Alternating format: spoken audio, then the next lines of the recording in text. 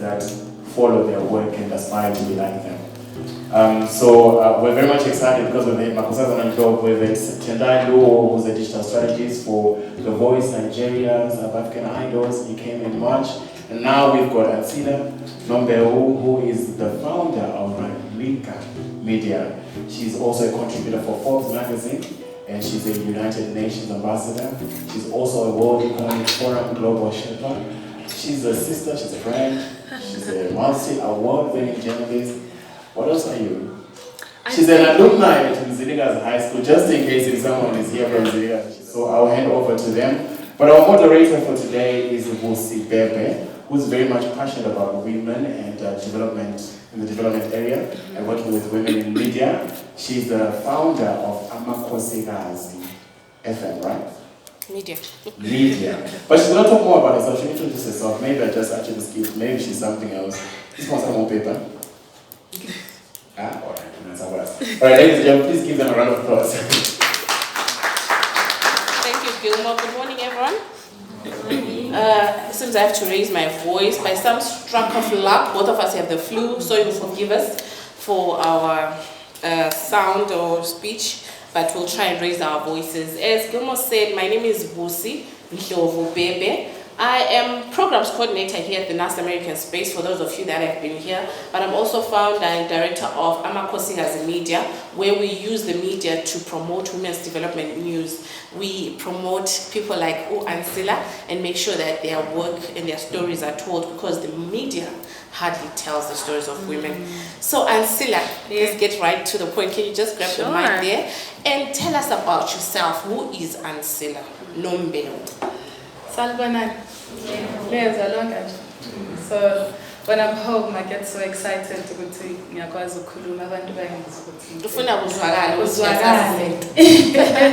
So please forgive me, I'll try and I'll be loud, but I've got a bit of a cough.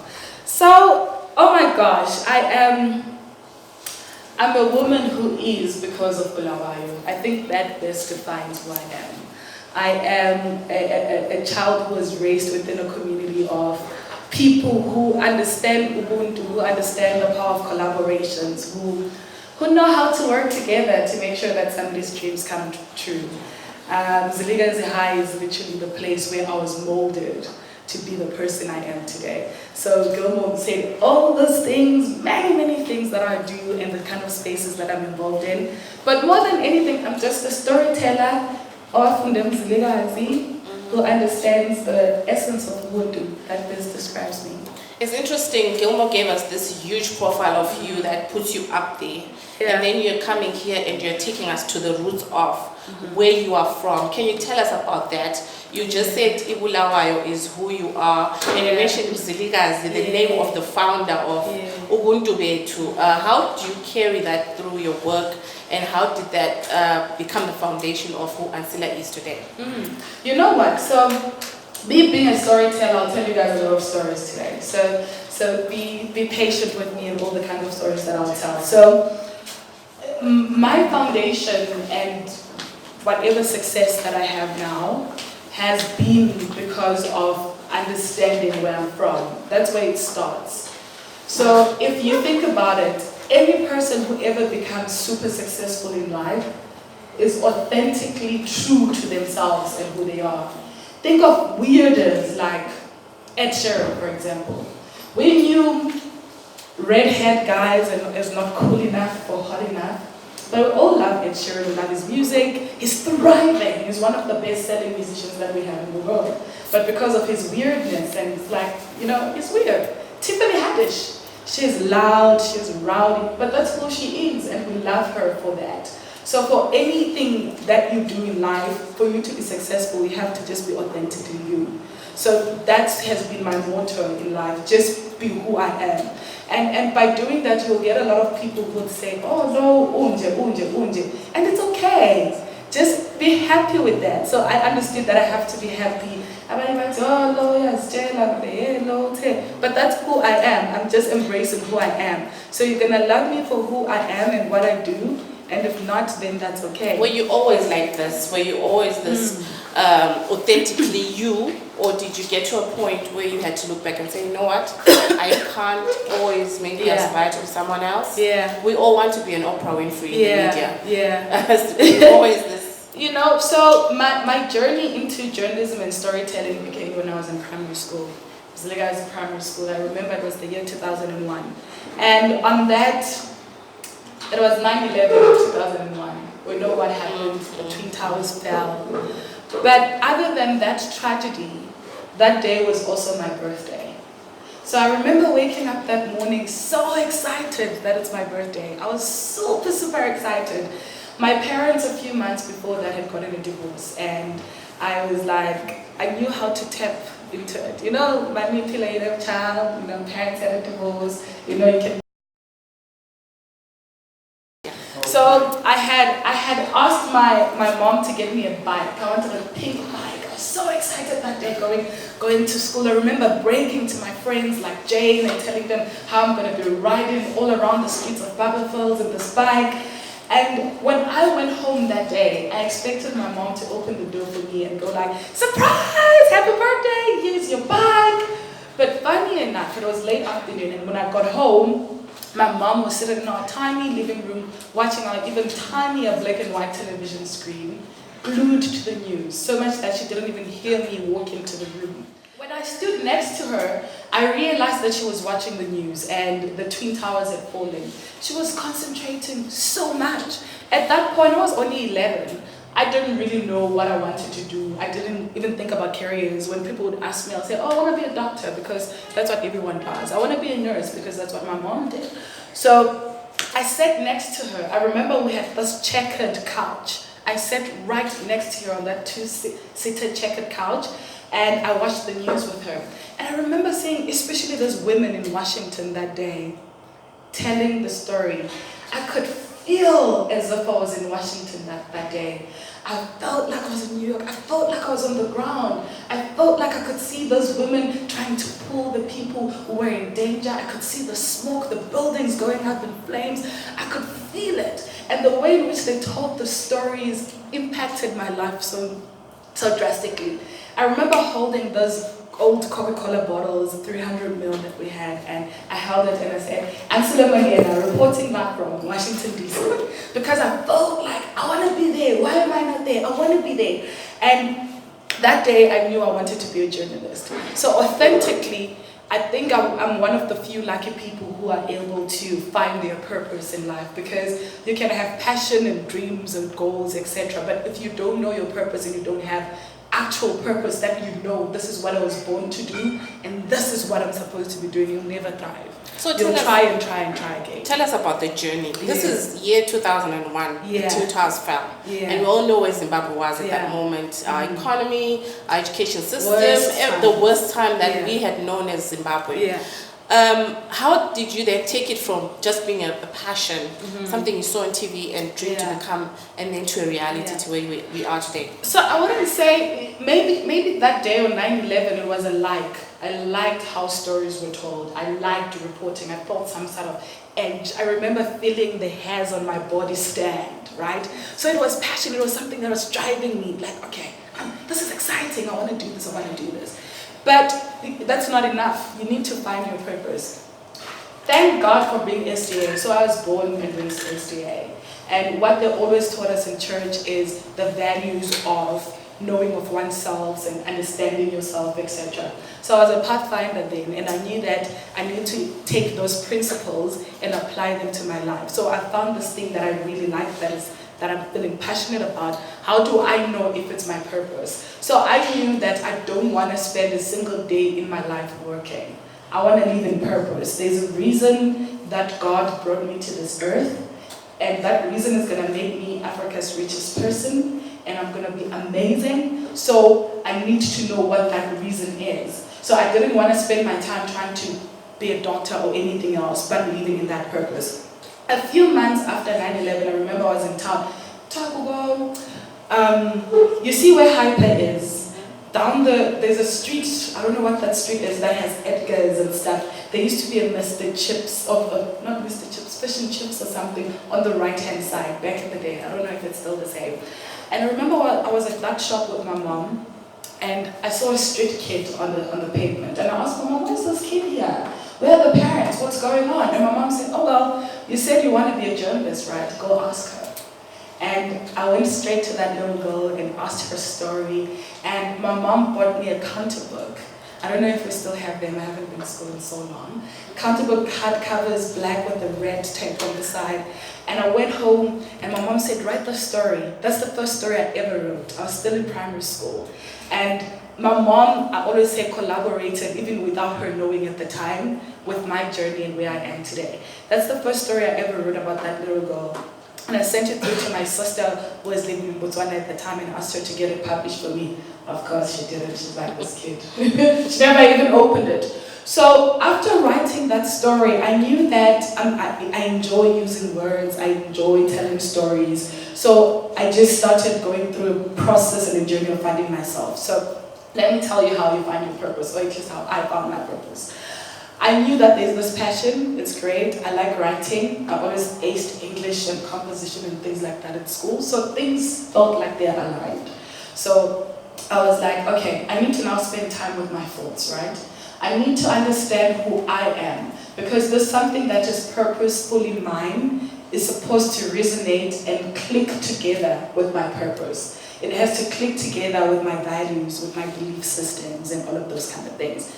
I spend an entire month just spending time with my thoughts. That's something we don't do enough of. I don't know when was the last time you spent time with your thoughts? No phone, no nothing, no friends, you go to school, come back home, you sit and think. I questioned every single thing. Why am I XGA? Why do I even believe in God? Is it because that's what my parents told me? Or there's more to that?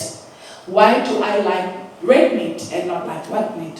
Why do I like dressing a certain way? Why do I like speaking with my hands? Why do I question every single thing that I do in life. Because when I was going through that journey, I realized that most of the things I did because the world expected me to, because my parents told me to go to church. That's why I was going to church. I had even been baptized just because, well, when you turn 12, you get baptized. That's how it works. But it had nothing to do with who I was authentically. So that journey was able to make me do away with all the other things that are not really me. And then I started living my truth. And when you live, there's nothing as beautiful as living your truth. Because you never get to work a day in your life, or you never get to fight for anything. So when I went to Mzilikazi High, I remember it's a school in the hood. We didn't have a press club, there was nothing. I remember a friend of mine, Blessed, and I, we fought so hard for us to get a high school newspaper. It never happened, but we wrote proposals. I was in the drama club, I was in the debate club. So I did everything that I could with what I had to prepare myself for the world. And I knew, because now I knew this is my purpose, I never have to struggle for it. So after Mzilikazi High, I knew I wanted to go to university, so I went off to the University of Johannesburg to go study. First day after registering at UJ, I went down the road. BBC, SABC, every media house in Joburg showed them my paper. Look, I just registered as a journalism student. It's my first day, so what are we going to do? I want to learn, so what are we going to do? I got an internship. I worked at BBC while I was studying for 3 years, learning everything about news and storytelling. I went to magazines, radio stations, newspapers. So what that did is that it made me, I don't want to say a crib, but I was a step above the rest. So by the time we graduated, my peers were looking for internships or experience. I had 4 years of experience from the best media houses in the entire SA, because I took that step. When my friends were going to holiday, going home in the June holidays, I stayed in Joburg and worked for nothing. I remember the BBC even ended up giving me a 2,000 Rand a month stipend, because I was there every day. And they're like, this child, what's wrong with you? Let's give you something so at least you can have money for airtime or whatever. So when you know your purpose, things just don't come to you. You need to be ready for it. And when you're living in purpose, you don't need to always go seek for things. So let me tell you why I'm saying that. When I graduated, the day I graduated, I get a call from a classmate of mine, Nicholas. I was never my friend. It was never, I probably spoke to him maybe twice or 3 times the entire time in school. And it's like, oh, I just got a job offer at a community newspaper and they're looking for another journalist and I suggested you. I'm like, okay, all right, okay, cool. They want to meet you, etc. I go into the offices and they say to me, well, if Nicholas says you're great, you're hired, we want you. At that time, I'm like, listen, I'm on a study permit. I don't even have a work permit. Is this even legal? I remember asking the editor, I'm like, okay, so how are we going to do this? Like, no, because you're learning and studying, you know the hours, and she explained to me how it works when you're still on your study permit, etc. And I was like, okay, great. That was my first job. I didn't go look for it. I remember I was so excited. I was earning 8,000 rand at the time. I was like, yes. I was trying to go do my master's. I'm like, I've never had this kind of money before. Every single month for me, I'm taking the job. And a Caxton community newspaper is, I'm not sure if we have them here. It's those newspapers that you get for free. So it's a whole news organization. They write the newspapers, they leave on your doorstep every single day. So people use those newspapers when they're moving, to cover their glasses so they don't break. Some people put like fries on top of them to suck up the oil. People don't take it seriously. But I knew, because this is my purpose and I was born to do this, I'm here for a reason. I was the goddamn best pothole writer you can ever meet. So at a community newspaper, you like write community news, right? Write about potholes and that dog that's barking every day, disturbing the neighbors. And I was the best writer. I would go home and research, how can I say this better? How can I write those stories better? Because I knew I was there for a reason. God will not just put me there in something that's my purpose just to waste my time. So I did my best. And because of doing that, a few months down the line, the founding editor of Forbes Africa magazine picked up that very community newspaper. Wow. And he saw 6 of my articles in it. And he says to me, he was so shocked. He had spent over 6 months looking for a reporter, right? And then he says to me, and I saw this girl with a weird name that I've never heard of before, who's written so beautifully 6 articles in an entire community newspaper that people don't care about. I had written about Northcliffe High School, which is a school that his daughter went to at the time. It was a netball game. Listen, I was writing about high school netball. That's how it was. So he was so impressed that he picked up the phone and called Caxton and asked to speak to Ancillar. And he said to me, it was Monday, he says to me, on Wednesday, can you come through to the Forbes offices? Let's just have a chat. I'd really like to meet you. Bring a copy of our magazine with you. And I went with a copy of the magazine. We just had a chat. We never had coffee. He still owes me a cup of coffee. We had a chat. I didn't know I was being interviewed. We're literally just having a chat, telling him about Zim, etc. And it turns out that even though he's British, he had spent 5 years in Harare. So we spoke about politics and a wide variety of things. And when he was taking me through a tour of the offices, when we went to the 4th floor at CNBC Africa, he says to the head of HR, Sue Galton, please give Ancillar an offer she cannot refuse. I'm like, okay, wow. Wait, what just happened? What just happened? What just happened? And that's how I got to write for the best-selling, a magazine that every single person wants to be a part of. So when you know your purpose, you don't need to work for it, it comes for you. But what you need to do is to stay ready. I always say that even if the minister calls me now and says, Ancillar, you have to be our Minister of Communications, or this has to happen, I'm ready. Because I work hard and I'm just always ready for whatever that's going to come. Well, just be ready. You've said so many things that have follow-ups for me, and I don't know where to start. Yeah. Okay, let's start at the bottom. Your mother, you mentioned her a lot. Yeah. Can you tell us how important it is for our parents, for our guardians, for the people that sort of like are the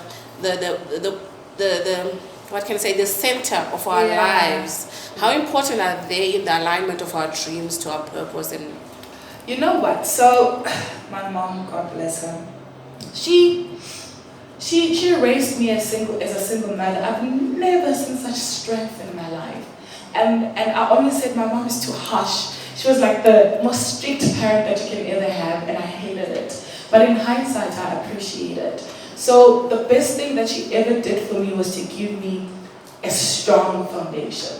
They say, if you want a child to be great, teach them what is right between 0 and 7, and you're done. That's what my mom did. By the time I was 7 years old, I knew how to speak for myself. I'm speaking like this, but I'm one of the most timid people you can ever meet. Naturally, I'm shy, my hands even shake tight. You know, I'm super shy. But she made sure that I get to a place of confidence, that I can speak and people hear me, that when I have something to say, people understand it. And the best way she knew how was to put me in front of the church. I remember speaking for the first time in front of the church. I was 3 years old. I had been asked to recite number 5. Can you still recite it? Oh,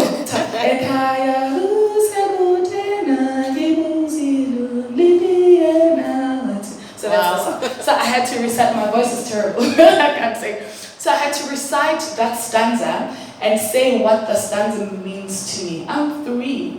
I'm shy. I was super skinny. I was super skinny growing up. I remember one of my grandmothers asking if I had HIV. When we were born in the 90s, HIV was like at the peak of things. So even my confidence was taken out. I actually need to touch on that. I'll come back to that. So with all of these things, a skinny little girl, you know, awkward, shy, shaking. Now I'm 3. I'm in front of the church. I have to do this. And my mom said to me, you can do it. I remember we spent an entire week rehearsing, and she said, you can do it.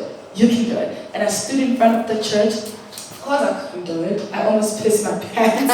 And I stood there, and I was so shy. I couldn't even open my mouth. My tongue got so dry. I felt like I don't even have teeth. I was so scared. And there was this old granny sitting in front of the church. I said last week at a talk I was giving that she collaborate. That's the first ever collaboration I ever felt in my life. She started singing. She just went, and I started smiling. My heart started pumping, but it was slower, it was more comforting. And I started singing with her. And after the stanza, I was like, yeah. So, you know? And I went through it. It was flawless, it was nice. And when I was done, I was more confident, I was more excited. My mom was like, there's nothing that you cannot do. It was the first ever time for me. So words of affirmation are very important. Even though my mom was strict, her strictness in pushing me the hard way she did helped me get over the weirdness that I thought I had, the lack of confidence I had in myself. And she always told me how beautiful I was. Guys, I feel like I'm the most beautiful girl in the world. Like, listen, I think I'm gorgeous because my mom told me that over and over again. My cousins and friends will say, oh, I'm bored. You know, Bella's bored. And you know what I don't have in whatever you think and every bad thing you say about me shows your lack of confidence in yourself, not on me. So from the time I was a baby, I knew that. Even when people tease me about how skinny I was or whatever, I never cared. So that's the important thing that my mom taught me. Love yourself. And if there's any sort of things that you can take your kids to help them believe in themselves, because self-belief is everything. Once you doubt yourself, this whole journey of purpose, etc., that I'm talking about, seems stupid. It's like, no way, there's no way I can ever find my purpose because you don't believe in yourself. When you believe in yourself, I believe Barack Obama can call me right now and I'll say hello and speak to him. When I'll tell you a story. So Chris says, did you know I was going to call? Because he says when he called, this is the founding editor of Forbes, he says when he calls, I wasn't starstruck. I was like, oh, okay, on Wednesday, cool. He's like, it seems that you expected my call. I said to him, it's because I'm always ready. So I don't plan my life too ahead, for example. I can't tell you what I'll be doing in 5 years' time. All I know is that I'm going to be great, I'm going to continue to be great, and I'm going to slay in whatever I do. But I'm ready for whatever it is, because if I plan too much, I feel like I'm limiting God and the power of the universe, and I'm underestimating myself. Because if it's something that I can think of, it means it's in this box, right? Things that are meant for me are out of the box, so it means I can't think of them. So how do I prepare for something that I can't think of? So the best thing I can do is just be ready. One thing I can say about you, just from talking to you for the past 20 minutes or so, is that you are a storyteller. It comes so naturally. It just flows out of you so naturally, and indeed I'm starting to pick who you really are in terms of ubuntu bakho and the way you just switch to Ndebele easily and sing the songs you used to sing as a kid. It's something you haven't hidden. So guys, if you have any questions, I'll be taking them shortly, but I want to ask you, we've been having a debate here in Zimbabwe on social media, more specifically in Bulawayo, where the BAA is coming along. We have some artists that have refused to accept awards because apparently they are not from here or not necessarily that's another national debate. But there's this thing about Zimbabwe that people just do not want to identify with. And when you tell your story about meeting the Forbes CEO and how you talked about Zimbabwe and your background, how you don't shy away from that. Yeah. Tell me about that. How is it being Zimbabwean in South Africa and making it big? Why is it that some people like yourself that have made it do not want to identify with being Zimbabwean? So I'll tackle your last question first. So people don't want to because no one wants to be associated with poverty. Let's not even talk in a country standards. Let me bring it back home to you, right? Think about this in your family.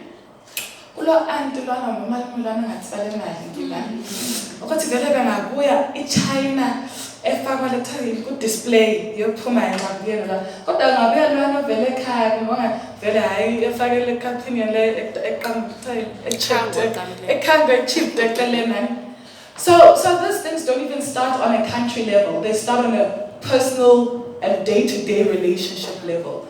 People don't want to be associated with poverty or lack of success or something that doesn't look cool. And if there's something that looks cool, then everyone wants to be a part of it. That's just how society and the community